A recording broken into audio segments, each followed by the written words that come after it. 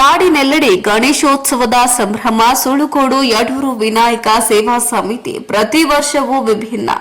ಸಿಗಂದೂರು ಸೇತುವೆಯ ಮಾದರಿ ಗಣಪತಿ. ಶಾಸಕರು ಮತ್ತು ಮಾಜಿ ಗೃಹ ಸಚಿವ ಆರಗ ಜ್ಞಾನೇಂದ್ರ ಮೆಚ್ಚುಗೆ. ಹೌದು, ನಾಡಿನ ಮೂಲೆ ಮೂಲೆಗೂ ಗಣೇಶ ಚತುರ್ಥಿಯ ಹಬ್ಬದ ಕಳೆ ಮನೆ ಮಾಡಿದ. ವಿಶೇಷವಾಗಿ ಮಲೆನಾಡಿನ ತೀವ್ರ ಮಳೆಯ ನಡುವೆಯೂ ಸಾರ್ವಜನಿಕ ಗಣೇಶೋತ್ಸವಗಳನ್ನು ಗ್ರಾಮೀಣರು ಅಪಾರ ಉತ್ಸಾಹದಿಂದ ವಿಜೃಂಭಣೆಯಿಂದ ಆಚರಿಸುತ್ತಿದ್ದಾರೆ.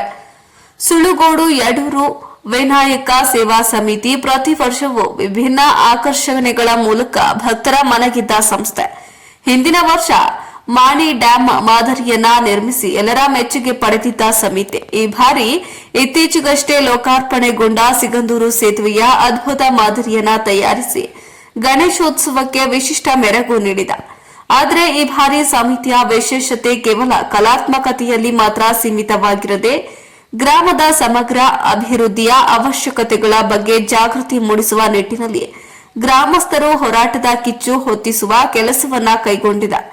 ಹಬ್ಬದ ಸಂಭ್ರಮದ ನಡುವೆ ಸಮಾಜಮುಖಿ ಚಟುವಟಿಕೆಗಳನ್ನು ಹಬ್ಬದ ಅಂಗವಾಗಿ ಸೇರಿಸಿರುವುದು ಸ್ಥಳೀಯರಲ್ಲಿ ಹೊಸ ಚೈತನ್ಯವನ್ನ ಉಂಟು ಮಾಡಿದೆ.